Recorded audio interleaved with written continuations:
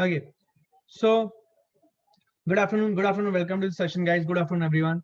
So in the last class, if you remember, we were talking about addition of vectors. तो हम लोगों ने कुछ इंपॉर्टेंट बातें पढ़ी थी कि वेक्टर्स को कैसे ऐड करेंगे. मैंने उसका डेरिवेशन भी आपको समझाया था, वेक्टर्स के ऐड करने का डेरिवेशन. तो मैं क्विकली जहां पे मैंने आपको लास्ट क्लास में छोड़ा था वहीं से स्टार्ट कर रहा हूँ. तो suppose we are having, please समझे ध्यान से, suppose we are having two vectors. याद करो मैंने इसी तरीके से आपको पढ़ाया था. Suppose we are having two vectors. Please mute yourself, guys. Suppose we are having two vectors. So if we have to add these two vectors, then इसका जो रिजल्टेंट आएगा, इसका रिजल्टेंट हम लोगों ने देखा था ट्रायंगल रूल के हिसाब से. हम लोग ट्रायंगल रूल लास्ट क्लास में कर रहे थे. ट्रायंगल रूल के हिसाब से इसका रिजल्टेंट जो आएगा वो ये आएगा. रिजल्टेंट जो होता है या सम रिजल्टेंट एडिशन ये सब चीजें सेम होती है. जब दो वेक्टर्स हम ऐड करते हैं तो उसका जो सम या एडिशन या रिजल्टेंट होता है वो ये तीसरे वेक्टर के बराबर, तीसरे लाइन, इसको इनको दो एडजस्ट ट्रायंगल्स के दो एडजेसेंट साइड्स अगर मानते हैं इन दोनों वेक्टर्स को, तो जो रिजल्टेंट सम या एडिशन होता है वो होता है third side of this triangle, जो कि बनाना पड़ता है हमें we have to construct it to complete this triangle. तो ये जो हमने बनाया है ये एक वेक्टर है. अगर ये वेक्टर है तो इसका एक हेड होगा, एक टेल होगा. हमने क्या समझा था, इसका हेड कहाँ पे होगा? इसका हेड होगा ये लाइन अगर किसी हेड से मिल रही है जहां पे, वहां पे हेड होगा. और ये लाइन अगर किसी वेक्टर के टेल पे मीट कर रही है तो वहां पे इस रिजल्टेंट वेक्टर का टेल होगा. This is something which we learn, if you remember, right. हम लोग लास्ट क्लास में बात कर चुके थे. सपोज इफ आई से this is a vector, suppose I से दिस इज बी वेक्टर. ध्यान से सुनिएगा. तो जो रिजल्टेंट होगा that is a vector plus B vector. ये हम लोग जानते हैं, राइट. जो रिजल्टेंट होगा वो कितना होगा, समझे, वो होगा A vector plus B vector. ये रिजल्टेंट है. रिमेंबर, ये रिजल्टेंट है. क्या आपको याद आ रहा है? Yes, A vector plus B vector. Very good. तो ये हमारी अंडरस्टैंडिंग थी, right. This was what our understanding was, right. ये हम लोग कर चुके थे. तो this is known as what, this is known as triangle rule of addition of vectors. मैं क्विकली एक रिकैप करा रहा हूं 1 मिनट में. Triangle rule of addition of vectors, triangle rule of addition of vectors, ये ट्रायंगल रूल था, right. समझने वाली बात है कि दो वेक्टर जो हम जोड़ेंगे उनको कैसे रखना है, how to keep these two vectors head to tail orientation में रखना है. मतलब एक वेक्टर के हेड पे दूसरे वेक्टर का क्या आएगा, टेल आएगा. गाइज कोई तो अनम्यूट है, प्लीज म्यूट कीजिए अपने आप को, ठीक है. This is what is the triangle rule of addition of vectors, ठीक है. ये अपने को समझ में आना चाहिए. तो अब देखिए, इसमें हम लोगों ने कुछ इंपॉर्टेंट बात पढ़ी थी. क्या हमने लर्निंग ली थी कि कभी भी आपके पास एक वेक्टर ट्रायंगल हो और इस वेक्टर ट्रायंगल में you can apply trigo geometry etc. And for this what you need to do is that you need to convert this vector triangle into a triangle which consists only of lines, मतलब vector का जो head और tell है उसको shade of कर दें. तो अगर ऐसा होगा तो हमारे पास कुछ इस प्रकार का एक वेक्टर बन जाएगा. फील करें, ठीक है. कुछ इस प्रकार का वेक्टर बन जाएगा. एक ये आया,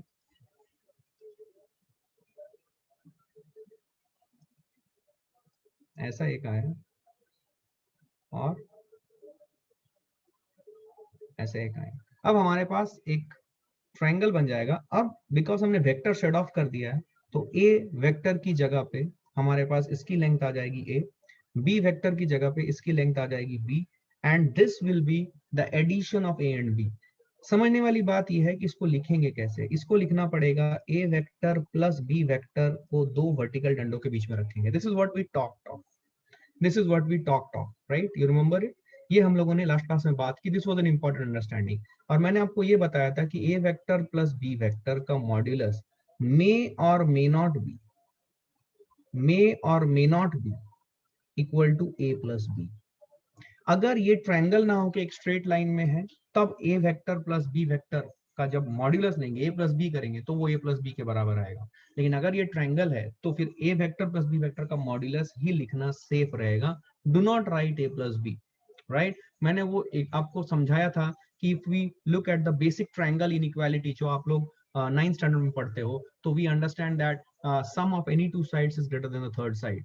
तो जो थर्ड साइड होगा इसको हम लोग a प्लस बी नहीं लिख सकते, this is length of a, this is length of b। जो थर्ड साइड है, third side should be less than a plus b. But वो कितना होता है उसका कैलकुलेशन भी हमने लास्ट क्लास में किया था, यू रिमेंबर? उसका कैलकुलेशन भी हमने लास्ट क्लास में किया था, you remember? You remember? You remember? आपको याद आ रहा है? पक्का? 100%? No issue? Remember it? Good good, this is what I want, right? जो पढ़ाया गया वो याद रहे। ये बात समझ में आ गई थी? चलो अब मैं आपको लेके चलता हूं आगे। क्विकली सब लोग को याद आ गया, ठीक है ना? अब याद करो, सपोज याद करो लास्ट क्लास में हमने क्या पढ़ा था? जो रिजल्टेंट वेक्टर था, समझे ध्यान से, जो रिजल्टेंट वेक्टर था, राइट, रिजल्टेंट वेक्टर आर, ये क्या आया था? इसका मैग्नीट्यूड जो था आर का, वो क्या आया था? वो आया था A square plus B square plus 2ab cos of theta, you remember it? ये आया था। और उसके बाद हमने दो एंगल निकाले थे कि एंगल, ये रिजल्टेंट का एंगल कितना है किसी भी वेक्टर के साथ, तो मैंने वो भी समझाया था आपको। तो यहाँ पे एक एंगल मैंने बोला था अल्फा, याद है? और एक एंगल यहाँ पे बोला था बीटा, इसके ऊपर हमारी डिटेल में चर्चा हुई थी। तो अल्फा की वैल्यू क्या आई थी इस सेटअप के लिए? ये जो डायग्राम मैंने बनाया है, इस सेटअप के लिए अल्फा की वैल्यू कैसे निकालते हैं? याद करो, क्या बोला था? tan alpha is equal to, alpha के ऑपोजिट में कौन सा साइड है? बी, तो बी का साइन थीटा आ जाएगा। Theta is the angle between two vectors, ये एंगल थीटा था, याद है आपको? ये एंगल थीटा था, यू रिमेंबर? बोलना पड़ेगा, यू रिमेंबर? यस। तो tan alpha is equal to b sin theta upon a plus b cos theta, ये हमारा एंगल आ रहा था tan अल्फा। अगर मैं ये सेटअप लेता हूं तो उसके हिसाब से tan alpha will be b sin theta upon a plus b cos theta, remember? या अब मुझे एक बात बोलो, अगर मैं ये बीटा निकालना चाहूं tan beta, then what I need to write? tan beta अगर मैं निकालना चाहूं तो क्या लिखना पड़ेगा मुझे tan बीटा के लिए? बोलो, tan बीटा के लिए क्या लिखना पड़ेगा? tan बीटा के लिए, बीटा के ऑपोजिट में कौन साइड है? a, तो ये एंगल, अभी इसको अगर एक्सटेंड कर देंगे तो ये एंगल थीटा हो जाएगा। ध्यान से, पूरा लग रहा है, देखो वर्टिकल अपोजिट। प्लीज म्यूट करना अपने आप को बेटा, हर्ष प्लीज म्यूट योरसेल्फ, म्यूट करो, ठीक है? म्यूट योरसेल्फ प्लीज, ठीक है? ओके, अब सुनो ध्यान से यहाँ पे, या draw figure from different style different way, वो क्या था मैंने आपको समझाया था वो। तो मैं यहाँ पे अभी आपको दिखाना चाहूंगा tan बीटा जो होगा, tan बीटा क्या हो जाएगा? देखो, tan बीटा, बीटा के ऑपोजिट में कौन साइड है? a, अब मुझे लिखना पड़ेगा a sin theta upon b plus a cos theta. ये तरीका है tan अल्फा और tan बीटा लिखने का। क्या मेरी बात समझ में आई? Did you all understand what I said here? I need a raise of hand now, I need a raise of hand. कोई बच्चा अगर नया ज्वाइन किया है, मेरा रिक्वेस्ट रहेगा कि वो जो प्रीवियसली 2 3 4 रिकॉर्डिंग्स हैं उन्हें देख के आए, तभी समझ में आएगा। ऐसे ही उठ के आ गए तो बस खो जाओगे। क्लैरिटी है ये? थोड़ा सा अपने को एफर्ट लेना है। 4 5 क्लासेस ही हुए हैं, बहुत ज्यादा लोड नहीं है। एक दिन भी बैठते हो तो सारे लेक्चर्स खत्म कर दोगे, 4 5 घंटा बैठना पड़ेगा बस। बहुत सिंपल है, मैंने बहुत सिंपल से समझाया है, कोई दिक्कत वाली बात नहीं है। Please put your hands down now, ठीक है? ये हम लोगों ने देख लिया था। अब सुनो ध्यान से, अब सुनो ध्यान से, अब सुनो ध्यान से, देखो तुम्हें समझ में आएगी बात, ठीक है? ये तुम्हारा रिजल्टेंट है। tan अल्फा और tan बीटा की वैल्यू हम लोगों ने निकाल ली, ठीक है? अब सुनो यहाँ पे, देखो, तुम अगर ध्यान दोगे, ये जो रिजल्टेंट है, इस रिजल्टेंट की मैग्नीट्यूड जो होगी, सुनो, मैं थोड़ा सा इसको ट्रिग्नोमेट्री यहाँ पे लगा रहा हूँ, बेसिक ट्रिग्नोमेट्री लगाऊंगा, कुछ खास बात नहीं है, डरना नहीं। देखो, r की वैल्यू क्या होगी when theta is, you know, theta is equal to 0 degree, कुछ specific values, when theta is equal to 90 degree and when theta is equal to 180 degree। इन सब स्पेसिफिक वैल्यूज के लिए r की वैल्यू क्या होगी? r का फॉर्मूला ये है, we understand what is a is the magnitude of a vector. मैं फिर से यहाँ पे लिख रहा हूँ, यहाँ पे आपको दिखाना चाहता हूँ। देखिए, ये a वेक्टर है और ये a है, this a is what? This is the magnitude of this a vector. जब मैंने b वेक्टर लिखा था और यहाँ पे b लिखा, what is this b? This b is the magnitude of the b vector, ठीक? ये बात अपने को समझ में आनी चाहिए। So that is what is represented here. अगर मैं थीटा की वैल्यू 0 करूं, फील कीजिएगा, तो r की वैल्यू आ जाएगी अंडर रूट ऑफ, फील कीजिएगा, a square plus b square plus 2ab, because we know that cos of 0 is equal to 1. क्या ये सबको समझ में आता है? cos of 0 डिग्री या cos of 0 radian is equal to 1. क्या ये सबको बेसिक समझ में आता है? From their standard 10th level trigonometry, ये सबको समझ में आता है। चिंता मत करो, ट्रिग्नोमेट्री का मैंने कुछ बेसिक लेक्चर्स लिए हैं। कोई चाहता है, कोई अगर थोड़ा थोड़ा इच्छा ज्यादा रखता है तो वो रिकॉर्डिंग्स देख सकता है ऑलरेडी। और अगर आप कोई दिक्कत है उसमें, तो मैं ये वेक्टर्स डिफरेंशिएशन और इंटीग्रेशन के बाद एक लेक्चर लूंगा बेसिक ट्रिग्नोमेट्री और लॉगरिथम के ऊपर, उसमें मैं आपको वो सब चीजें समझाऊंगा। लेकिन अगर कोई इंटरेस्ट रखता हो, सब कुछ इंटरेस्ट के ऊपर डिपेंड करता है। वो सारे रिकॉर्डिंग्स, लाइव लेक्चर्स का रिकॉर्डिंग अवेलेबल है basic maths tricks for physics के नाम से, वो वाले रिकॉर्डिंग आप देख सकते हो। अभी आपके ऊपर ज्यादा लोड नहीं है तो आप आराम से देख सकते हो, सब समझ में आ जाएगा, क्रिस्टल क्लैरिटी आ जाएगी कॉन्सेप्ट में, ठीक है। तो under root of A square plus B square plus 2ab, इसको हम लोग क्या लिख सकते हैं, सुनो ध्यान से। इसको अगर ये वाला जो अंडर स्क्वायर रूट के अंडर वाला जो पार्ट है, इसको मैं लिख सकता हूँ under root of a plus b का होल स्क्वायर। आपको बेसिक आता है तो you can see that under root of a plus b का होल स्क्वायर जो होगा ये हो जाएगा a प्लस बी। इसको मैं ऐसे भी लिख सकता हूँ, फील करना, these are the different ways in which we write the things. क्या ये सब जो चीजें मैंने लिखी है, क्या ये सब सेम है? Is this thing equal to this? Is everybody is able to understand this? ये नोमेनक्लेचर है इसलिए मैं बोल रहा हूँ, क्योंकि ये समझ में आना चाहिए, है ना। क्योंकि इनमें से किसी भी फॉर्मेट में आपको क्वेश्चन में आ सकता है and you should be able to interpret them very clearly and correctly. चलेगा? बोलना पड़ेगा दोस्तों।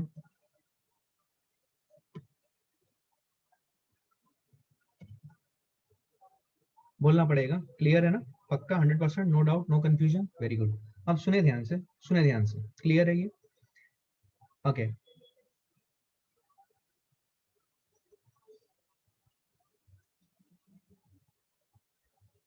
या या यू आर राइट। अब सुनो सुनो सुनो सुनो सुनो। हाँ sir, 0 degree means what? let me give the interpretation of this 0 degree. cos 0 equal to 1 सबको समझ में आता है, सुनना ध्यान से। ओम सुनना, तेरा सवाल का मैं जवाब दे रहा हूँ, सुनना। देखो तुम्हें समझ में आएगी ये बात। देखो यहाँ पे रिजल्टेंट आया ए वेक्टर का मॉडुलस प्लस बी वेक्टर का मॉडुलस। जैसे मैंने एक लिखा यहाँ पे, बच्चे का सवाल आया, सर बट आपने बोला था कि इसको हमें A vector plus B vector का मॉडुलस रीड करना पड़ेगा, and which is not same as A vector का मॉडुलस प्लस बी वेक्टर का मॉडुलस। बराबर है, but for that I said कि they should lie in a triangle not in a straight line. जब थीटा की वैल्यू 0 डिग्री में कर दूं तो सोचो, ए वेक्टर ऐसा है, फील कीजिए, ये ए वेक्टर है, इसकी मैग्नीट्यूड ए है। अगर मैं एरो हटा दूं तो मैं ऐसे लिखता हूं, सुनो पहले मैं ऐसे लिखता हूं, ए वेक्टर है और फिर हमारा बी वेक्टर है, फील करें, सुनना दोस्तों, ये मेरा बी वेक्टर है। इन दोनों का जो रिजल्टेंट आएगा, मैं ऑरेंज कलर से दिखा रहा हूं, जैसा मैंने ट्रायंगल बनाया था ये मैं ऊपर ऐसे दिखा दे रहा हूं, फील कीजिएगा। This is what, this is my a vector plus B vector. क्या मेरी बात समझ में आ रही है? अब सुनो ध्यान से, सुनो ध्यान से, ये वेक्टर फॉर्म में मैंने लिख दिया है। अब अगर मैं इसका मैग्नीट्यूड बनाऊं, सुनना ध्यान से, मैं सिर्फ एरो एरो हटा के, मतलब हेड टेल हटा के सिर्फ और सिर्फ लाइन से रिप्रेजेंट कर रहा हूं, फील करें।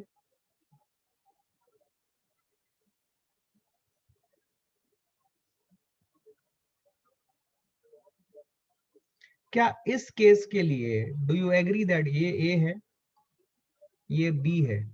क्या दिस इज सेम एज जो ऑरेंज वाला लाइन है ए प्लस बी? तो यहाँ पे A plus B equal to A plus B आएगा क्या इस केस के लिए? बिकॉज ये ट्रायंगल का पार्ट नहीं है। क्या चमका है everyone? Everyone should be able to tell me, क्या ये चमका है कि नहीं? सबको बोलो, क्या बात समझ में आई? मैंने बोला है कि ट्रायंगल में नहीं होता है, लेकिन अगर ये एक स्ट्रेट लाइन में हो जाए तो होगा पक्का। क्या क्लैरिटी याद आ रही है? याद आ रही है? बात हो चुकी है हमने, यस और नो? यस सर, एकदम कंप्लीट क्लैरिटी है। याद रखना, जो आप वेक्टर ट्रायंगल बनाते हो उसको हमेशा एक स्केलर पार्ट में उसको ब्रेक कर दो, स्केलर ट्रायंगल बना लो। स्केलर ट्रायंगल मतलब उसके हेड और टेल को शेड ऑफ कर दो, और फिर जो आपके पास ट्रायंगल आती है या जो भी स्ट्रेट लाइन आती है उसमें प्लेन ज्योमेट्री या जो ज्योमेट्री आप लगाना चाहते हो लगाओ, और आपको इंटरप्रिटेशन बहुत शानदार मिलेगी। क्या क्लैरिटी है ये? I hope you got this. Sir, there is one question. Sir, so this is only in case of straight line or 180 degrees? Yes, yes, absolutely. क्या क्लैरिटी है ये? बिल्कुल सही, समझ में आई बात। अब थीटा की वैल्यू 90 डिग्री है, सुनना। अब थीटा की वैल्यू ये कौन सा ये आया, यहां से मैं एक लाइन खींच देता हूं। अब थीटा की वैल्यू 90 डिग्री का एनालिसिस करते हैं, आइए। थीटा की वैल्यू 90 डिग्री मतलब क्या होगा, सुनना, थीटा की वैल्यू 90 डिग्री अगर हम एरो वाइज देखें तो एक एरो ऐसा होगा, दूसरा एरो ऐसा होगा, फील कीजिए, ये बी वेक्टर है, ये ए वेक्टर है, समझना कोई खास बात नहीं है। तो इनका जो रिजल्टेंट होगा, इनका रिजल्टेंट होगा ये, इनको दो एडजेसेंट साइड ऑफ ट्रायंगल मानते हुए ट्रायंगल कंप्लीट करेंगे, दिस इज। अब इसका काउंटर पार्ट जो है, मैं इसका काउंटर पार्ट जो स्केलर ट्रायंगल जो हम बचपन से पढ़ते आ रहे हैं वो मैं बना रहा हूं, जिसमें कोई वेक्टर नहीं है, I am shading off head and tail and I am just drawing this, ठीक है। तो अगर आप देखोगे, is it a right angle triangle, feel करें सब लोग, is it a right angle triangle, सब लोग फील करें, yes sir it's a right angle triangle. अगर ये राइट एंगल ट्रायंगल है, अब सुनना, क्या ये ए है, यस सर, क्या ये बी है, यस सर, और क्या ये under root of A square plus B square है, बेसिक ट्रायंगल पाइथागोरस थ्योरम से, समझ में आई बात। तो जब थीटा की वैल्यू 90 डिग्री होगी, अब जो ये मैथमेटिकल वाला पार्ट है इसको समझ लेते हैं, क्या यही आने वाला है, थोड़ा क्लैरिटी के साथ फील ले लेते हैं। ये देखो A square plus B square plus 2ab cos of 90 degree. अच्छा कॉस ऑफ 90 डिग्री क्या आता है बेटा, बोल, what is cos of 90 degree, बोल जल्दी। cos of 90 degree is zero, बिल्कुल सही, we know that cos of 90 degree is zero. तो ये वाला पार्ट आ गया under root of A square plus B square. इसको लिखने का तरीका थोड़ा समझ लेते हैं, इसको हम ए स्क्वायर प्लस बी स्क्वायर भी लिख सकते हैं, या कभी कभी इसको ऐसे भी लिखते हैं, देखो डरना नहीं, बिल्कुल समझना है कि इसका नोमेनक्लेचर का मतलब क्या है, ऐसे भी लिखा जा सकता है इसको। तो कोई भी तरीके से लिखे, अपना बेसिक क्लियर है, अपने को फंडा पता है, हम कर सकते हैं, क्या क्लैरिटी है ये। अब हम बात करते हैं थीटा इक्वल टू 180 डिग्री का। थीटा इक्वल टू 180 डिग्री का अगर हम बात करें, तो अगर हम यूज करते हैं अपना मैथमेटिकल फॉर्म, तो इट विल बी, ध्यान से देखो, A square plus B square minus 2ab। ऐसा क्यों हुआ, क्योंकि हमें पता है कि cos ऑफ 180 डिग्री होता है -1, do you agree. cos of 180 degree होता है -1, डू यू एग्री, बिल्कुल सही। तो A square plus B square minus 2ab हो गया ये। I hope everybody is understanding, ठीक है। तो ये कैसे लिखेंगे, सुनो, इसको लिखेंगे a माइनस बी का होल स्क्वायर, समझे, it is a minus B का होल स्क्वायर, ठीक है। अब यहाँ पे मैं थोड़ा सा आपका ध्यान बटाना चाहूंगा, सुने ध्यान से, जब आपके पास A square plus B square minus 2ab है, तो इसको आप a माइनस बी का होल स्क्वायर भी लिख सकते हैं, या आप इसे b माइनस ए का होल स्क्वायर भी लिख सकते हैं, डिपेंडिंग अपन की कौन बड़ा है और कौन छोटा है। a और b में से a बड़ा हो सकता है, b छोटा हो सकता है, तो उस केस में a minus b whole square लिखना पड़ेगा। और अगर b बड़ा है और a छोटा है तो b माइनस ए का होल स्क्वायर लिखना पड़ेगा। तो जब हम, सुने ध्यान से, जब हम इसका रिजल्टेंट निकालेंगे, जब हम इसका रिजल्टेंट निकालेंगे, फील कीजिएगा, सिंपल है, कोई डरने वाली बात नहीं है, सब पता चल जाएगा, फील करें। Sir how the area of the triangle will be negative, area of the triangle can not be negative when I am saying area of the triangle is negative. Let's try to understand it. Area of the triangle, area of the triangle, but क्यों बोल रहे हो area of the triangle, why this area of the triangle concept is coming here, think about it, what you are saying। किसी ने बोला area of the triangle cannot be negative, obviously area of the triangle cannot be negative, but why the concept of area of the triangle coming in at the first place in your mind, think about it, think about it, and then you can rephrase your question or you can raise your hand and ask me the question। सोचो तुम क्या पूछना चाहते हो, area of the triangle क्यों आ रहा है तुम्हारे मन में, ये सोचो। Under root of a minus b whole square, अब सुनो, इसको मैं लिखूंगा a माइनस बी, ठीक। अब सुनना, because a square plus B square minus 2ab में, सुनना मैं क्या बोल रहा हूँ, अच्छी बात है, A square plus B square minus 2ab में ए बड़ा है या बी बड़ा है ये मुझे पता नहीं चलेगा, तो इसको हम लोग क्या करते हैं, एक डंडे के बीच में रख देते हैं ऐसे। इसका मतलब हमें सिर्फ इसके मैग्नीट्यूड से मतलब है, ए बड़ा हो या बी बड़ा हो, माइनस, अगर माइनस आ रहा है तो ऊपर आगे एक मॉड्यूलस लग गया, मतलब वो सिर्फ प्लस हो जाएगा। क्या आपको ये समझ में आता है, आपने ये स्टैंडर्ड 10th में किया है, सबने किया है। -2 का ऐसे दो डंडों के बीच में मॉडुलस बोलते हैं, इसका आउटपुट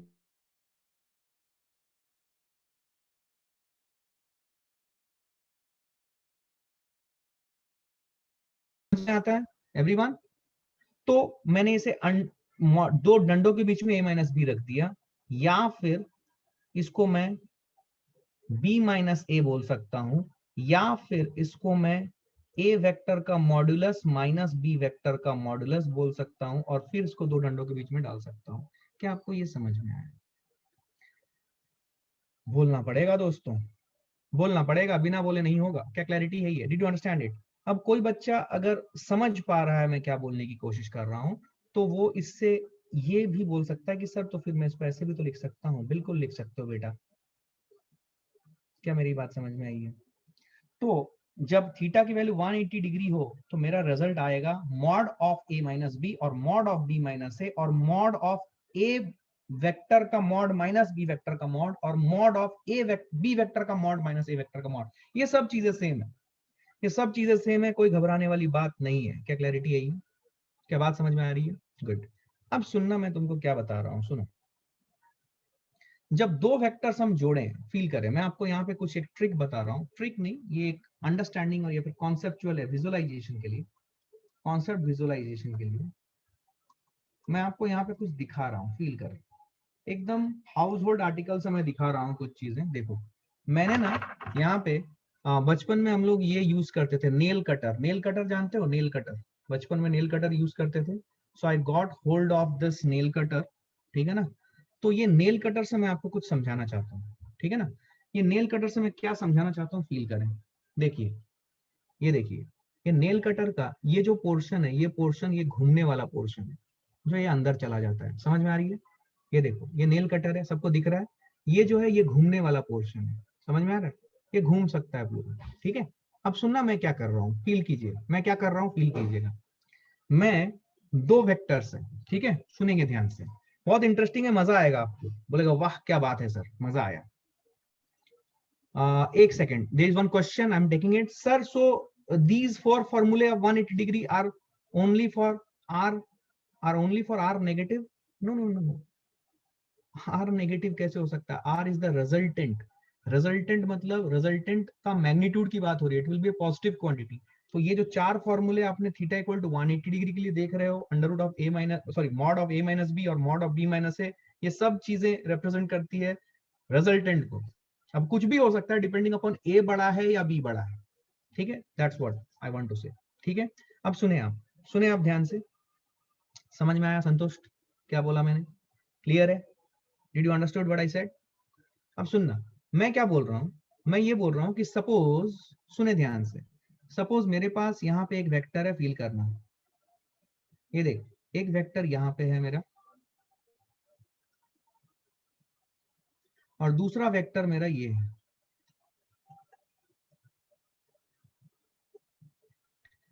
ये मेरा ए वेक्टर है, ये मेरा बी वेक्टर है। तो मेरा रिजल्टेंट का मैक्स वैल्यू कितना हो सकता है, रिजल्टेंट का मीन वैल्यू कितना हो सकता है, इसका मुझे एनालिसिस करना है, समझना। तो मैं क्या कर रहा हूं, मैं ये ए वेक्टर को, ये जो नेल कटर है ना, ये नेल कटर का ये जो बेस वाला है, ये वाला जो है, ये वाला जो पोर्शन है जो मेरे हाथ के साथ लगा हुआ है, इसको मैं ए वेक्टर बोल रहा हूँ। और ये पोर्शन जो मूव कर रहा है ना, ऐसे घूम रहा है, इसको मैं बी वेक्टर बोल रहा हूँ। क्या सबको दिखाई दे रहा है ये nail cutter? Is everyone able to see this nail cutter? ये वाला जो पोर्शन है, ये वाला जो घूम रहा है, इसको मैं बोल रहा हूँ बी वेक्टर। और ये जो बेस है जो मेरे हाथ के साथ लगा हुआ है, इसको मैं बोल रहा हूँ ए वेक्टर। क्लियर है ये? क्लियर है ये? देखो आपको बहुत क्लैरिटी आएगी, आप बोलोगे वाह क्या बात है, इससे आपको बहुत विजुअलाइजेशन में हेल्प होगा और आप प्रॉब्लम्स बहुत आसानी से सॉल्व कर पाओगे। सुनो ध्यान से, एकदम इनएक्सपेंसिव, आप घर में देख घर में आपके पास ये होगा। अब आप फील करें, देखें, सुने ध्यान से, ये ए वेक्टर है, ये वाला जो है ये ए वेक्टर है और ये वाला जो है ये बी वेक्टर है, फील करें, ठीक है ना। मुझे ए वेक्टर प्लस बी वेक्टर का जो रिजल्टेंट आएगा उसकी मैक्स और मीन वैल्यू निकालनी है। तो कैसे निकालूंगा मैं मैक्स वैल्यू? मैक्स वैल्यू के लिए क्या करूंगा, सुनो। अगर मैं ये वाला पोर्शन को घुमा के ऐसे स्ट्रेट लाइन में रख देता हूं, तो क्या उस केस में रिजल्टेंट की मुझे मैक्स वैल्यू मिलेगी? Resultant will B this entire length, यहां से लेके यहां तक। फील हो रही है? क्या मुझे मैक्स वैल्यू मिलेगी रिजल्टेंट की? फील करना। जितने लोगों को समझ में आ रहा है हाथ उठा के बोले यस समझ में आया। I need a thumbs up. क्या क्लैरिटी है ये? क्या क्लैरिटी है ये? Yes, we got it. यही तो था, ये देख, यही तो था। रिजल्टेंट की मैक्स वैल्यू क्या ए वेक्टर का मॉडुलस प्लस बी वेक्टर का मॉडुलस था? हाँ, बराबर है सर, बिल्कुल सही। अब देखो मिनिमम कब होगा, जब मैं ये वाले को, सुनो, मैं क्या कर रहा हूं समझाने के लिए आपको, सुनना ध्यान से, मैं क्या कर रहा हूं फील करना। मैं यही सिचुएशन को रिप्रेजेंट करने के लिए यहाँ पे क्या कर रहा हूँ, एक सर्कल बना रहा हूं ऐसे।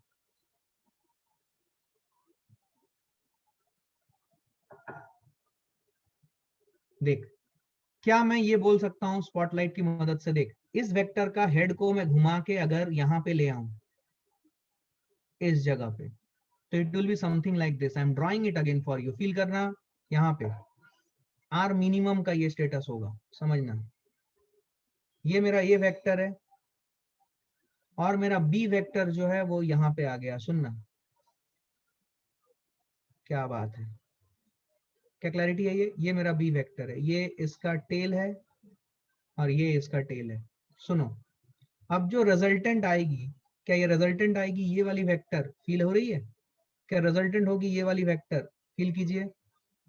जहां पे ये हेड को मिल रहा है वहां पे हेड होगा और जहां पे ये टेल को मिल रहा है वहां पे टेल होगा। Will this be your resultant?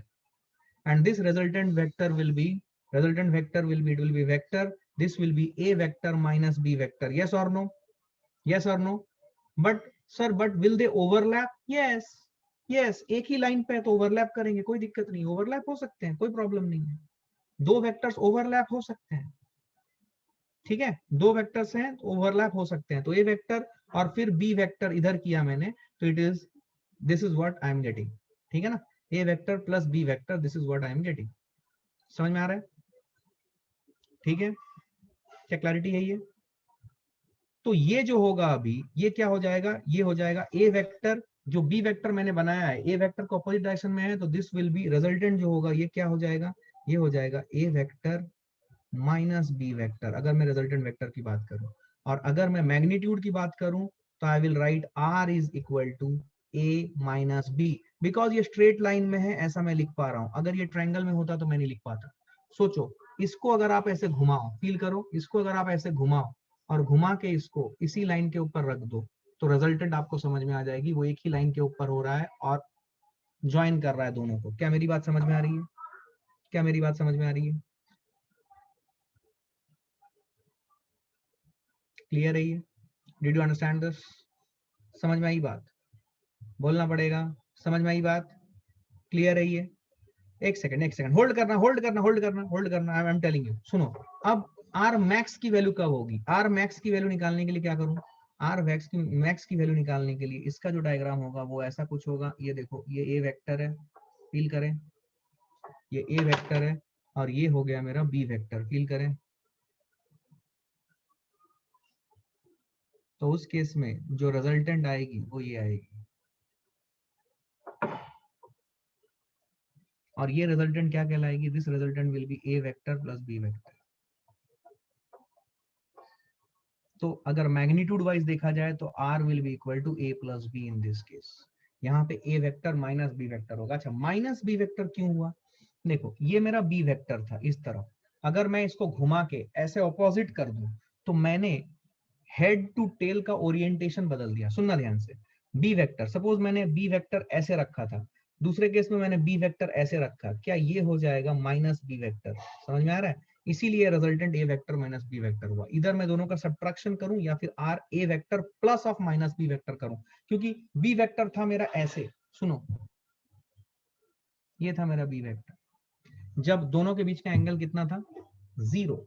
जब दोनों के बीच का एंगल जीरो था तो ये ए वेक्टर और बी वेक्टर हुआ। देखो, ये देखो, ये वाला, सुनो ध्यान से, कॉन्सेप्ट पूरा क्लियर करना है। जब दोनों के बीच का एंगल 0 डिग्री है, दोनों वेक्टर के बीच का एंगल, तो क्या दो वेक्टर ऐसे रहे, ए वेक्टर और बी वेक्टर, दोनों के बीच का एंगल 0 डिग्री है। जब दोनों के बीच का एंगल 180 डिग्री होगा, फील करना, 180 डिग्री जब होगा तो मेरा, देखो सुनना ध्यान से, एंगल वेक्टर के बीच का एंगल, तो वेक्टर के बीच का एंगल यहाँ पे कैसे क्या हो जाएगा? यहाँ पे वेक्टर के बीच का एंगल 180 डिग्री हो जाएगा। समझ में आ रहा है? This is what we are having, 180 degree है, एक वेक्टर इधर है और दूसरा वेक्टर इधर है। क्या क्लैरिटी है?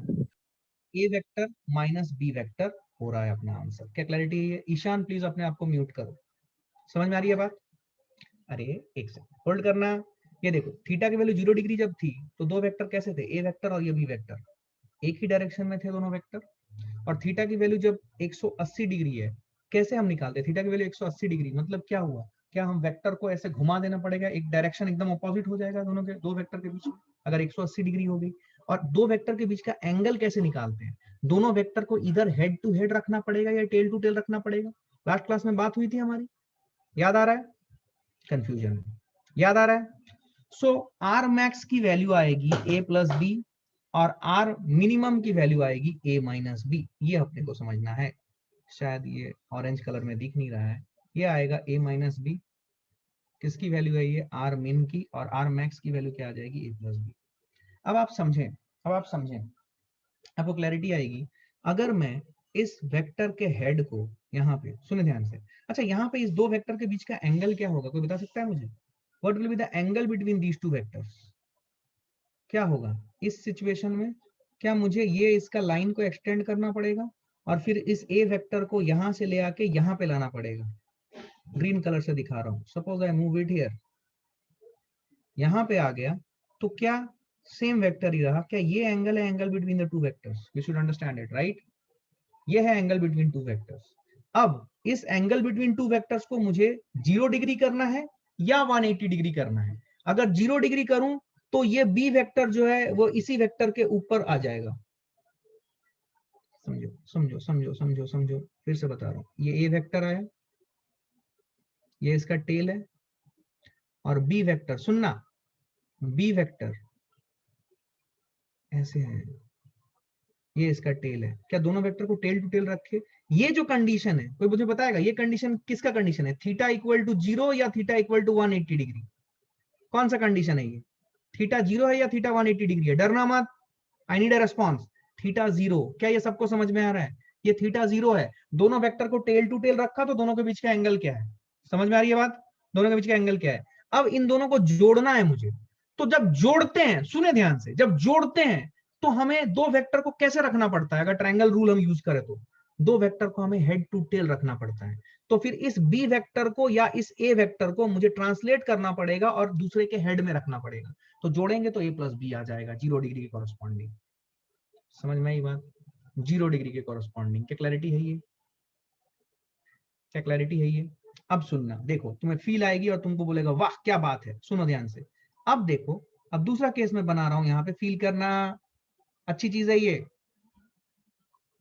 यही सब चीजें आपको समझनी है, बिकॉज ये सब बहुत ज्यादा काम करोगे फिजिक्स में अप्लाई करने के लिए, यही सब चीजें चाहिए। और ये चैप्टर बिल्कुल खराब मत होने देना। ये ए वेक्टर है, अब सुनना, थीटा की वैल्यू बी वेक्टर, सुनना, बी वेक्टर ये 0 डिग्री है, मुझे चाहिए 180 डिग्री वाला केस। आर मिनिमम का केस किसके लिए आता है? थीटा इक्वल टू 180 डिग्री के लिए। थीटा इक्वल टू 180 डिग्री करें तो बी वेक्टर को कैसे लिखना पड़ेगा? बी वेक्टर को मुझे ऐसे बनाना पड़ेगा। क्या आपको ये समझ में आ रहा है? सुने ध्यान से, बी वेक्टर को मुझे ऐसे बनाना पड़ेगा, this is my B vector. लेकिन जब मुझे इन दोनों को ऐड करना है, ऐड ही करना है मुझे, 180 डिग्री पर भी ऐड करना है, तो मुझे इस वेक्टर को उठा के, इसका ये लाइन ऑफ एक्शन है, इसको उठा के मुझे यहाँ पे शिफ्ट करना पड़ेगा। शिफ्ट कर रहा हूं, सुनना ध्यान से, देखो यहाँ पे, सुनना मुन्ना, अच्छे से सुनना और एकदम क्लैरिफाई करना अपने सारे डाउट्स। प्लीज म्यूट करें अपने आप को, कोई भी अगर म्यूट नहीं है तो। ये ए वेक्टर और ये बी वेक्टर, सुन देख ध्यान से, यहाँ पे हेड पे टेल डाल दिया हमने, तो अब जो रिजल्टेंट आएगा, ये रिजल्टेंट ये आएगा। क्या क्लैरिटी है ये? This is what, this is A minus B vector. क्या क्लैरिटी आ रही है? यहाँ पे जो रिजल्टेंट आएगी, जब मैं इसको इधर शिफ्ट कर दूंगा यहाँ पे, सुनना, ये देखो, अब जो रिजल्टेंट आएगी वो ये आएगी। I hope you understood what I am trying to say. और ये आ जाएगी A vector plus B vector का modulus, which is A plus B. अगर स्ट्रेट लाइन हुआ तो, अगर स्ट्रेट लाइन नहीं हुआ तो हमें क्या लिखना चाहिए? ए वेक्टर प्लस बी वेक्टर का मॉड्यूलस। लेकिन अगर स्ट्रेट लाइन है तो ए वेक्टर प्लस बी वेक्टर का मॉड्यूलस ए प्लस बी या ए माइनस बी हो जाएगा। क्या क्लैरिटी है ये? Sir if theta is 0 degree then angle between two vectors will be 180 degrees. If theta is 0 degree, theta is 0 degree, which theta? This. If theta is 0 degree, then the angle between the two vectors, it will be 0 degree, na? How you find out angle between two vectors? Angle between two vectors कब कैसे निकालते हैं? जब दोनों vector को हम कैसे रखें, इधर हेड टू हेड या टेल टू टेल, राइट? वो ना करके आप एंगल कभी मत निकालने चाहिए। Angle between the to vector निकालने का स्टेप 1 क्या था? दो वेक्टर को इधर हेड टू हेड रखें या टेल टू टेल रखें। और एडिशन करने का स्टेप 1 क्या था? दो वेक्टर को हेड टू टेल रखें, पहला स्टेप। तो पहले एंगल निकालने के लिए क्या हो रहा है वो अपने दिमाग में सेट करें, फिर दोनों को ऐड करने के ऊपर आगे बढ़े। समझ में आ रही है बात?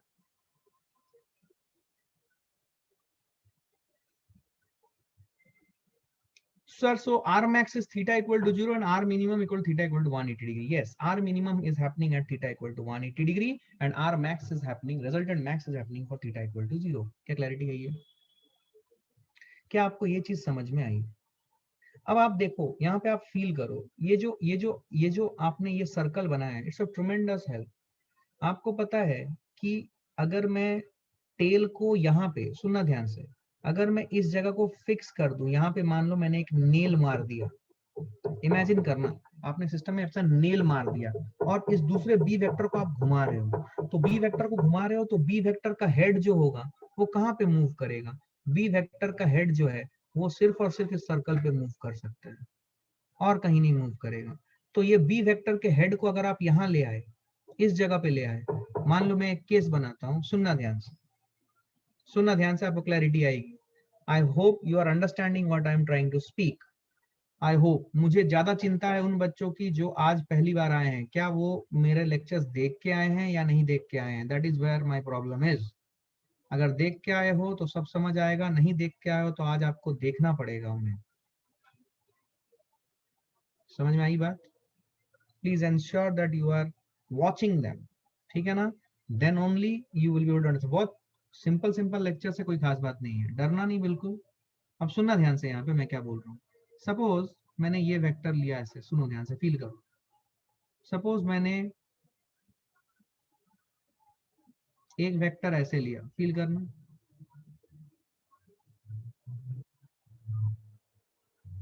इसके सेंटर पे गया ये एक vector, this is one vector, suppose I am saying this is suppose A vector, यहाँ पे टेल है और यहाँ पे हेड है, और दूसरा वेक्टर जो है वो इसके यहाँ से शुरू होगा, ठीक है? फील करें।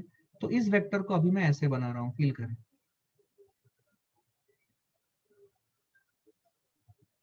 अगर मैं इस वेक्टर को ऐसे बनाऊं, बी वेक्टर को, फील करें, दिस इज बी वेक्टर। अब इन दोनों वेक्टर के बीच का एंगल क्या हुआ अगर मैं आपसे पूछूं तो? क्या ये ए वेक्टर का सपोर्ट है? तो दोनों के बीच का एंगल क्या है यहाँ पे, बताएं? दोनों के बीच का एंगल क्या है यहाँ पे, बताएं कोई? 90 degree. Do are you all understanding? Angle निकालने के लिए देखो 90 डिग्री ऐसे अंधाधुंध मत बोल देना, बिकॉज यहाँ पे 90 डिग्री ये वाला भी एंगल है, ये वाला भी एंगल है, पूरा 90 डिग्री है। लेकिन समझना है कि वेक्टर के, दो वेक्टर के बीच का एंगल हम कैसे निकालते हैं, जब दो वेक्टर को टेल टू टेल या हेड टू हेड रखें, समझें इस बात को। तो अगर मैं इस ग्रीन कलर वाले वेक्टर को मूव करके यहाँ पे ले भी आता हूं तो कुछ फर्क नहीं पड़ेगा अपने को, अपना दोनों वेक्टर के बीच का एंगल 90 डिग्री ही रहने वाला है। तो इस केस में जो रिजल्टेंट होगा वो रिजल्टेंट मैं इस प्रकार लिखूंगा, सुनो ध्यान से, ये देखो, ये हो जाएगा मेरा रिजल्टेंट। और ये अगर मेरा रिजल्टेंट हुआ, ये रिजल्टेंट कितना हो जाएगा? ये रिजल्टेंट कितना हो जाएगा, कोई बताएगा मुझे? What will this resultant? This resultant will B a square plus b square, yes और नो? ध्यान से देखो, ये अंडरस्टैंडिंग क्या तुम्हें समझ में आई है? ये देखो, फील करो, जब थीटा के वैल्यू 90 डिग्री थे तो resultant under root of a square plus b square आया था, which can also be written as under root of a mod का whole square plus b mod का होल स्क्वायर। क्या क्लैरिटी है? सब लोग मेरे साथ हो, राइट? कोई खास बात नहीं है, समझ में आया है पक्का 100%? अगर इसमें किसी को डाउट है, I want to take a call now. If you have any doubts, anyone is having any question, please raise your hand and ask. Please raise your hand and ask if anyone is having any doubts ever here। किसी को भी कोई भी doubt है, रत्ती भर भी doubt है, पूछो अपने हाथ उठा के अभी। I am giving you chance to ask now, please feel free to ask. कोई घबराने वाली बात नहीं है, चिंता मत करो। तुम्हें जितना समझ में आ रहा है सबको उतना ही समझ में आ रहा है, तुम पूछोगे तो तुम्हारे डाउट्स क्लियर होंगे। किसी को कोई डाउट नहीं है? पक्का क्लियर है ये? Did you understand this? समझ में आई बात? अच्छा, अब सुनना, अब यहाँ पे, अच्छा इसको क्विकली एक बार नोट कर लो, क्विकली एक बार नोट कर लो इसको, ताकि कुछ भी बचे ना। What type of questions can come from this? इसी टाइप के क्वेश्चंस आएंगे, मैं कराऊंगा ना, क्वेश्चंस कराऊंगा, रुको पहले थियरी पॉइंट क्लियर कर लो बेटा, समझ लो पहले, क्वेश्चंस कराऊंगा मैं, चिंता मत करो। क्वेश्चंस वी विल डू, पहले आप थियरी पॉइंट क्लियर करें अच्छे से, बिकॉज इसके समझे बिना आप आगे नहीं बढ़ सकते दोस्त, बड़बड़ाओ मत, ठीक है ना?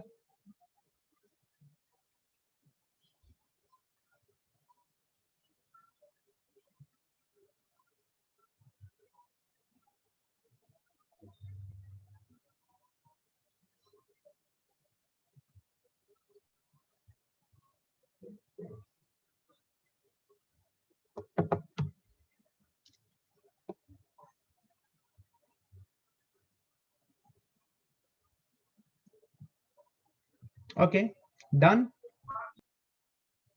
Please mute yourself. Okay, done, क्या ये हो गया? Okay, can the angle between two vectors be greater than 180 degree?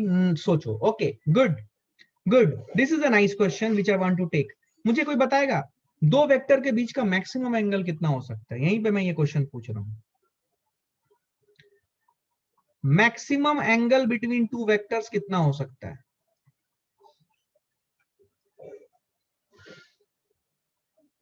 This is a very good question. Anyone? सोचो सोचो सोचो सोचो सोचो। करेक्ट आंसर है, मुझे दो तीन बच्चों का आंसर सही मिला, 180 डिग्री। 180 डिग्री से ज्यादा दो वेक्टर के बीच का एंगल नहीं हो सकता। ऐसा कैसे? देखो, 360 डिग्री भी आंसर आया। सुनो ध्यान से, कैसे सोचो। दो वेक्टर के बीच का एंगल मतलब क्या? सपोज मैंने दो वेक्टर ऐसे बनाए, फील कीजिए।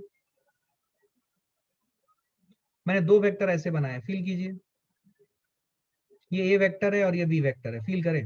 दिस बी वेक्टर, ठीक है। सो दो वेक्टर के बीच का एंगल मतलब मुझे क्या करना पड़ेगा?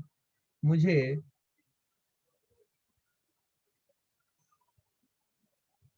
इस वेक्टर को प्रोड्यूस करना पड़ेगा आगे, ऐसे रखना पड़ेगा। तो ये ए वेक्टर ही रहा मेरा, ये टेल हो गया, इस वेक्टर का ये टेल हो गया, टेल टू टेल रखा मैंने। तो ये है angle between to vector, theta. तो इनके बीच में मिनिमम वैल्यू, थीटा की मिनिमम वैल्यू होगी 0 और थीटा की मैक्स वैल्यू होगी 180 डिग्री। सोचो कैसे। सपोज मैंने घुमा के इसको यहां कर दिया, फील करें। ये देखिए, ये है मेरा ए वेक्टर और ये है मेरा बी वेक्टर, फील करें। ये है मेरा बी वेक्टर, फील करें। इनके बीच में अभी कितना एंगल है बोलो? टेल टू टेल दोनों को रखे गए हैं, दोनों को टेल टू टेल रखे गए हैं, फील करें। इनके बीच में एंगल अभी कितना है? 180 डिग्री। यस और नो? कोई बच्चा बोलेगा सर मैं और घुमा दूं, घुमा दे। और अगर घुमा देगा तो ये आया केस, सुने ध्यान से।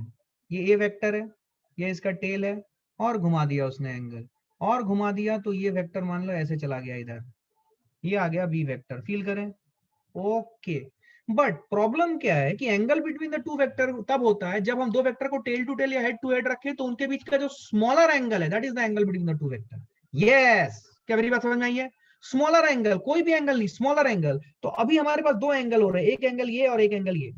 तो कौन सा एंगल होगा angle between the vector? This angle will be the angle between the vector, but this will B less then 180 degree. इसका मतलब मैक्सिमम पॉसिबल एंगल जो दो वेक्टर के बीच में हो सकता है वो कितना हो सकता है? 180 डिग्री, मैक्सिमम पॉसिबल एंगल। अरे यार, और मिनिमम? मिनिमम कितना होगा जल्दी बोलो? मिनिमम कितना होगा? मिनिमम 0 डिग्री होगा। यस और नो? क्या मेरी बात सबको समझ में आई है? क्या मैं बढ़ जाऊं आगे? क्या मैं बढ़ जाऊं आगे? क्या सब लोग समझ पा रहे हो? Good, some people are responding even in the first class, very good. उन्होंने कुछ बेसिक होमवर्क करके आए हो, वेरी गुड। बेसिक होमवर्क करके आओ, trust me you will be safe. No worry, no reasons to worry. Just मैंने जो 4-5 lecture भेजे हैं उनको करके आओ। अगर आज नहीं देखा है कंप्लीट तो आज घर में बैठ के कंप्लीट करो उन्हें, कल के क्लास में आओ, आपको सब समझ में आएगा। क्लैरिटी है ये? Did you understand this? पक्का? 100%? No doubt, no problem? Clear है ये? गुड। अब सुनना मैं क्या बोल रहा हूँ।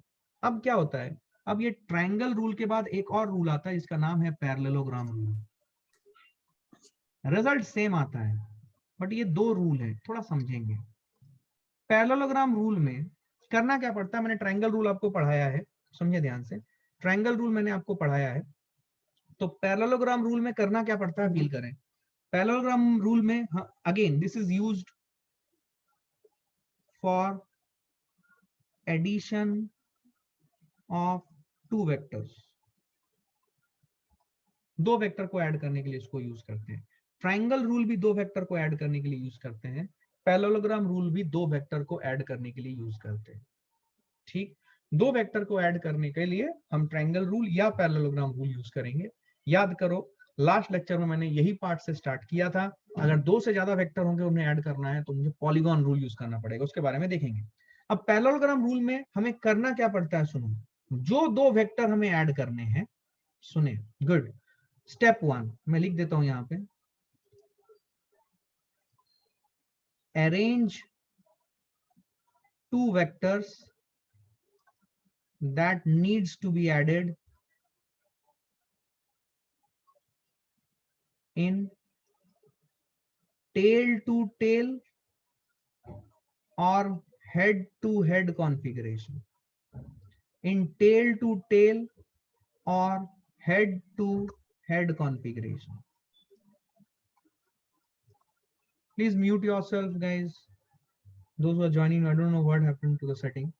So arrange two vectors that needs to be added in tail to tail or head to head configuration. ठीक है, इस कॉन्फ़िगरेशन में हम ऐड करेंगे तो ज्यादा इसको प्रेफर किया जाता है. This is the standard norm. Tail to tail में रखते हैं जनरली. टेल टू टेल या हेड टू हेड किसी में भी रख सकते हो, बट जनरली ज्यादा टेल टू टेल में रखते हैं. तो जिन दो वेक्टर को जोड़ना है उन्हें सबसे पहले टेल टू टेल कॉन्फ़िगरेशन में रखें. इससे बहुत सारी चीजें समझ में आती है कि इधर दो वेक्टर जिन्हें हमें जोड़ने हैं वो टेल टू टेल कॉन्फ़िगरेशन में हो सकते हैं या नहीं भी हो सकते हैं. क्या प्रॉपर्टीज ऑफ वेक्टर की मदद से हम उन्हें टेल टू टेल ओरिएंटेशन में रख सकते हैं? यस और no, I need an answer to this. क्या प्रॉपर्टीज ऑफ वेक्टर यूज करके अगर दो वेक्टर टेल टू टेल या हेड टू हेड कॉन्फ़िगरेशन में नहीं है, क्या हम उन्हें टेल टू टेल या हेड टू हेड कॉन्फ़िगरेशन में ला सकते हैं? That's what is my question. Yes we can, right. उसके लिए प्रॉपर्टीज ऑफ वेक्टर यूज करना पड़ेगा. सपोर्ट में मैं मूव करा सकता हूं या सपोर्ट के पैरेलल लाइंस पे मूव करा सकता हूं. ये करके मैं उन्हें इस पोजीशन ले आऊंगा. ठीक है. Step 2, with two vectors in step 1 as adjacent sides, सब लोग लिखेंगे, of a parallelogram, complete the parallelogram yourself. आपको करना है. Step 3, resultant of two vectors as per step 1 is the diagonal of the parallelogram constructed in step 2. Step 4, head of this resultant,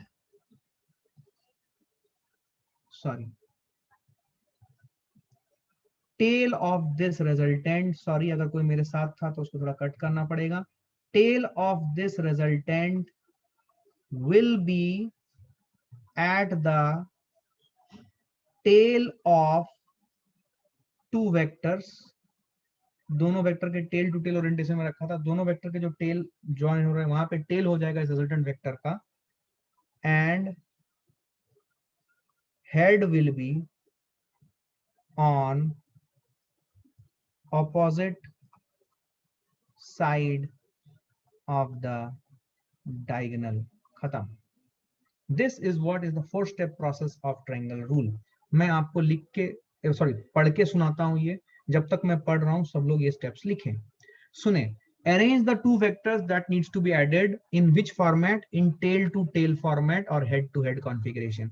generally हम लोग tail to tail configuration use करते हैं, तो आप आंख मूंद के टेल टू टेल कॉन्फ़िगरेशन ही यूज करें, कोई दिक्कत नहीं है. ठीक है ना, कोई घबराने वाली बात नहीं है. तो टेल टू टेल कॉन्फ़िगरेशन में दोनों वेक्टर को रखें. फिर दूसरा स्टेप में क्या करें? टेल टू टेल कॉन्फ़िगरेशन में एक बार दो वेक्टर आ गए तो इन दोनों वेक्टर को adjacent sides of the parallelogram मानते हुए एक पैरेललोग्राम कंप्लीट कर ले. ठीक. थर्ड स्टेप क्या है? अब जो इन दो वेक्टर का रिजल्टेंट है वो क्या होगा? वो एक डायगोनल होगा. जो कौन सा? बिकॉज एक पैरेललोग्राम के दो डायगोनल हो सकते हैं, तो कौन सा डायगोनल हम कंसीडर करेंगे? जो टेल टू टेल जहां पे दो वेक्टर के मिल रहे थे वहां से डायगोनल को आपको स्टार्ट करना है towards the opposite vertex of the parallelogram. अब ये जो डायगोनल है ये रिजल्टेंट है, तो अगर ये रिजल्टेंट है तो रिजल्टेंट दो वेक्टर के एडिशन का एक वेक्टर होगा. तो फिर इस रिजल्टेंट में कहीं पे एक हेड होना चाहिए, कहीं पे एक टेल होना चाहिए. कहां होगा? जहां पे दो वेक्टर्स के टेल मिल रहे थे एज पर स्टेप 1 वहां पे इस रिजल्टेंट का टेल होगा. और जो opposite side of the diagonal है जो कि पैरेललोग्राम के एक वर्टेक्स पे आ रहा है वहां पे हेड होगा. क्या चमका है? क्या बात समझ आई है? बोलो. हड़बड़ाओ मत, आराम से फील करो. अगर तुम्हें समझ नहीं आया कोई पॉइंट तो अपना हाथ उठाओ. हाथ उठाओ, I will answer. Please ask. ऐसा मत समझना कि अगर तुमने पूछ लिया तो सर गुस्सा होंगे. कुछ नहीं, कोई गुस्सा होने वाली बात ही नहीं है बॉस. अगर नहीं समझोगे तो मुझे उसमें दिक्कत है, क्योंकि बाद में फिर तुम बोलोगे हमारा ये बेसिक क्लियर नहीं है. मैं फिर से बता रहा हूं, फिजिक्स तुम्हें नहीं आएगा इसलिए क्योंकि तुम्हारा वेक्टर अच्छा नहीं होगा. मेरी बात गांठ बांध के याद रखना. तुम फिजिक्स में अगर अच्छा नहीं करोगे इसलिए अच्छा नहीं करोगे तो तुम्हारा वेक्टर का कॉन्सेप्ट समझ में नहीं आ रहा. तुम्हें बेसिक ट्रिग्नोमेट्री लगानी नहीं आती. तुम्हें डिफरेंशिएशन नहीं आता, तुम्हें इंटीग्रेशन बेसिक बेसिक नहीं आता, इसीलिए तुम्हारा फिजिक्स खराब है, अदरवाइज फिजिक्स तुम्हारा खराब नहीं हो सकता, कॉन्सेप्ट में तुम कहीं पीछे नहीं रहोगे। बट ये सब चीजें समझ में आनी चाहिए। अच्छा, एक बच्चे ने हाथ उठाया, मैं उसका सवाल पूछता हूँ, बोल जल्दी बॉस, क्या क्वेश्चन है तेरा? सर अगर दोनों वेक्टर के बीच में एंगल 180 डिग्री होगा तो कैसे करेंगे? दोनों वेक्टर के बीच में एंगल 180 डिग्री होगा तो फिर पैरेललोग्राम रूल या ट्रायंगल रूल लगाने की जरूरत ही नहीं है, फिर वो एक स्ट्रेट लाइन पे आ गया ना बेटा, फिर जो इससे पहले वाला सिचुएशन किया है वही करना है तेरे को। समझा क्या? समझा क्या?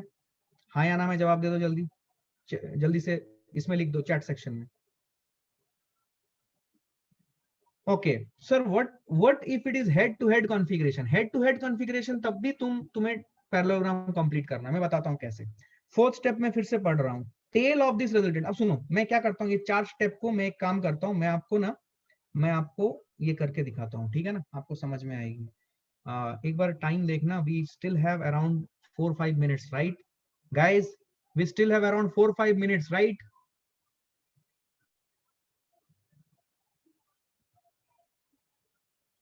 We still have 4-5 minutes with us. या अब सुनो ध्यान से, यहाँ पे सुनना मैं क्या बोल रहा हूं, देखो।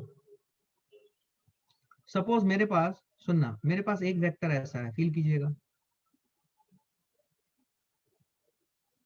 ये मेरा एक वेक्टर है, ठीक है?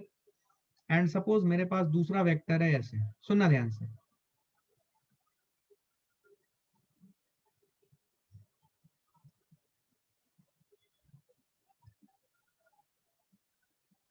ऐसे दो वेक्टर्स है मेरे, ठीक है ना? Suppose we are having these two vectors, feel करें, ये जो दो वेक्टर्स है मेरे पास, अब मुझे इसका रिजल्टेंट निकालना है, तो मुझे पता है ट्रायंगल रूल में तो मुझे ऐसे ही रखना पड़ता है, तो ट्रायंगल रूल के लिए परफेक्ट है। बट मुझे यहाँ पे पैरेललोग्राम रूल लगाना है, तो पैरेललोग्राम रूल अगर मुझे लगाना है, मैं कैसे लगाऊंगा पैरेललोग्राम रूल? यहाँ पे फील करें, तो पैरेललोग्राम रूल लगाने के लिए मैं क्या करूंगा, मैं इस वेक्टर का सपोर्ट ड्रॉ करूंगा, फील करें। पैरेललोग्राम रूल का पहला ही पैरेललोग्राम रूल लगाने का पहला ही स्टेप है कि दो वेक्टर को कैसे रखने हैं, बताओ तो, दो वेक्टर को कैसे रखने हैं, हेड टू हेड या टेल टू टेल, यस और नो? तो मैं क्या कर रहा हूं, सुने ध्यान से, मैं क्या कर रहा हूं, मैं इन दो वेक्टर्स को टेल टू टेल रखने वाला हूं पहले। घबराना मत, मैं हेड टू हेड भी बताऊंगा, सुनना ध्यान से, सब बताऊंगा, छोड़ूंगा कुछ भी नहीं, क्योंकि ये चैप्टर सुपर डुपर इंपॉर्टेंट है, super critical for your success in physics. So I will rather spend some more time in this chapter. I will not hesitate to, move you fast through this chapter. I'm not at all interested doing that. तो मैं अच्छे से समझाऊंगा, because ये सब चीजें आपको करनी आनी चाहिए, ये सब चीजें आपको मैकेनिक्स में करनी पड़ेंगी। अब सुनना, क्या ये वेक्टर भी बी वेक्टर हो गया? बोल हाँ या ना। तो मैंने इस वेक्टर को उठा के, जो पहले ए वेक्टर के हेड से निकल रहा था, ट्रायंगल रूल के लिए परफेक्ट था, मैंने उसको उठा के उसके पैरेलल सपोर्ट में फिक्स कर दिया। क्या चमका है एवरीवन? पैरेलल सपोर्ट में फिक्स कर दिया, हाँ या ना बोलना प्लीज, हाँ या ना। ओके, अब सुने, तो ये बी वेक्टर हो गया, यहाँ पे आ गया, ये देखिए यहाँ पे इसका टेल आया, समझा क्या? अब दो वेक्टर क्या टेल टू टेल रखे गए हैं? हाँ। क्या दो वेक्टर टेल टू टेल रखे गए हैं? हाँ। अब सुनना, इन दोनों को adjacent side of the parallelogram मानते हुए मुझे एक पैरेललोग्राम कंप्लीट करनी है। देख, मैं कंप्लीट कर रहा हूं पैरेललोग्राम।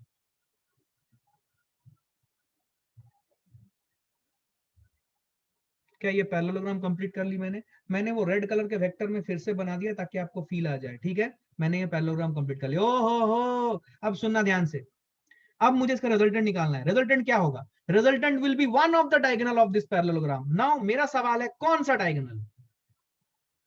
क्या ये डायगोनल रिजल्टेंट हो सकता है, या फिर ये डायगोनल रिजल्टेंट हो सकता है?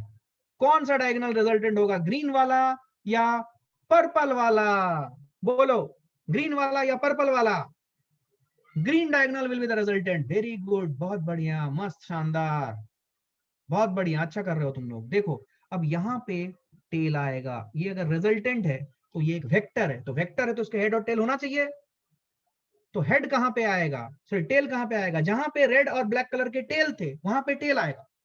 और हेड कहां पे आएगा? Opposite end of the diagonal पे, यहां पे हेड आएगा। क्या चमका है? क्या मेरी बात समझ में आई है? ये तो बेटा रिजल्टेंट है ही नहीं, इसको तो क्रॉस ही करो। ये वाला रिजल्टेंट है। क्या क्लियर है ये?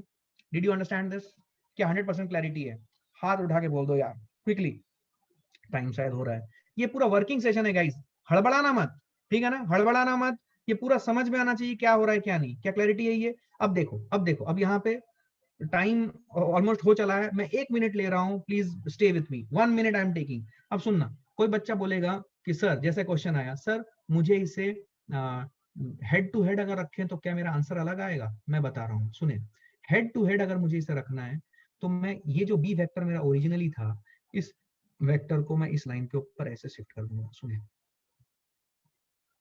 क्या बात है सर, बढ़िया, मजा आया। ये देखो, ये देखो, ओके, ये देखो, क्या ये बी वेक्टर है? यस, ओ माय गॉड, ये वी वेक्टर है। अब ये क्या हुआ? अब ये हेड टू हेड आ गया।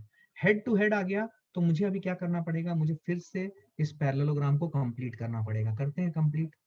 पैरेललोग्राम को कंप्लीट कर रहा हूं मैं ऐसे, सुने ध्यान से। अब इसका जो रिजल्टेंट होगा, ये मैं ब्लू कलर से बना रहा हूं, फील करें। ये जो डायगोनल है, ये डायगोनल मेरा रिजल्टेंट होगा। अब ये डायगोनल देखो, रेड वाला और ब्लैक वाला का हेड यहाँ पे मीट कर रहा है, तो यहाँ पे हेड होगा और ऑपोजिट में टेल होगा। अब ध्यान से देखो, ये ब्लू वाला और ये ग्रीन वाला, ये एग्जैक्टली सेम है। क्या आपको ज्योमेट्री आती है? ये एग्जैक्टली सेम है। क्या ये ग्रीन वाला और ये ब्लू वाला, क्या आपको फील आ रहा है? ये दोनों सेम है। आप कॉन्ग्रुएंसी की मदद से इनको सेम प्रूव कर सकते हो, ठीक है? कॉन्ग्रुएंसी की मदद से आप इनको सेम प्रूव कर सकते हो। तो देखो, दोनों को हेड टू हेड रखो, दोनों वेक्टर को, या टेल टू टेल रखो, आपका आंसर सेम आता है। क्या क्लियर है ये? अब मेरी बात सुनो, लास्ट पॉइंट मैं बता रहा हूं। देखो, ट्रायंगल रूल अगर यूज करते तो हम ये वाला वेक्टर लेते और ये वाला वेक्टर लेते बी, दोनों को जोड़ते तो ये ग्रीन ही आता। यस और नो? जब हमने पैरेललोग्राम रूल लिया तो हमने ए ब्लैक वाला वेक्टर लिया और ये रेड वाला वेक्टर लिया, तब भी मेरा रिजल्टेंट ये ग्रीन वाला आया। इसका मतलब मेरा जो रिजल्टेंट है, उसकी मैग्नीट्यूड या direction will not get affected whether I am using triangle rule या parallelogram rule। इसका मतलब बिंदास इन दोनों में से कोई भी रूल यूज करो, सर के ऊपर कोई लोड मत रखो कि ट्रायंगल रूल ही लगाना है, पैरेललोग्राम रूल नहीं लगाना है, ऐसा कोई रूल नहीं है। क्या बात समझ में आई है? Sir, why do we need parallelogram rule when we can use triangle rule? There is no need as such. This is different way of looking into the things. जैसे जैसे लोगों ने वेक्टर के ऊपर ज्यादा रिसर्च किया, फिजिक्स के aspect study किए, तो उन्होंने देखा कि पैरेललोग्राम रूल लगा के भी मेरे आंसर आ रहे हैं, तो उन्होंने एक और रूल बना दिया। आप ट्रायंगल रूल यूज करो या पैरेललोग्राम रूल यूज करो, कोई फर्क नहीं पड़ता है, आंसर तो फिर भी आपका आएगा और आंसर सेम रहेगा।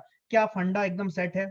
हड़बड़ाओ मत। न्यूमेरिकल जब मैं कराऊंगा, सिर्फ न्यूमेरिकल कराऊंगा, चिंता मत करो, लेकिन न्यूमेरिकल करने से पहले एक बार बेस बनना चाहिए। हड़बड़ी मत करो न्यूमेरिकल करने की, क्योंकि न्यूमेरिकल ही करना है मुझे। और एक बार मेरा वेक्टर का बेस क्लियर हो जाए, then I will rest assured कि यू नो फिजिक्स। उसके बाद आप आगे बढ़ सकते हो। क्या क्लैरिटी है ये? तो घबराना मत, take baby steps but take very rock solid foundation, ठीक है ना? चलो चलो, बाय, टेक केयर। एक सवाल आया था, मैं उस पॉइंट को एक बार मेंशन करता हूँ कि सर ये पर्पल कलर वाला डायगोनल क्यों नहीं लेना है?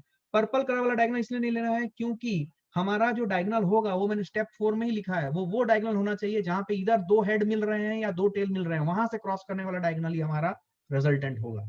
ये मैंने लिखा दिया है, समझे आप? क्लियर है? अब आप उसको थोड़ा सा और सोचें, कोजिटेट करें, आपको क्लैरिटी आएगी, ठीक है? या we will take numerical guys. अभी न्यूमेरिकल स्टार्ट हो जाएगा। अरे न्यूमेरिकल करने के लिए हमें कुछ बेसिक फंडा तो और क्लियर होना चाहिए ना। न्यूमेरिकल करेंगे क्या? न्यूमेरिकल करेंगे इसके ऊपर जितना इंपॉर्टेंट कॉन्सेप्ट है सब बता रहा हूं मैं आपको इसके ऊपर, चिंता मत करो। न्यूमेरिकल स्टार्ट हो जाएगा, इतना हड़बड़ी मत कर भाई। न्यूमेरिकल में हड़बड़ी करके जाएगा, फिर जितने रफ्तार से जाएगा उतने रफ्तार से वापस बाउंस होके आएगा, क्योंकि समझ नहीं आएगा। फिर हड़बड़ी मत करो, आराम से चलो। 3-4 क्लास ये हो जाने से कॉन्सेप्ट बिल्डिंग में कोई दिक्कत नहीं है, ठीक है? Books will, I will give you the list of books, do not worry. Hold करना, I am stopping here. Thank you very much guys, thanks a lot.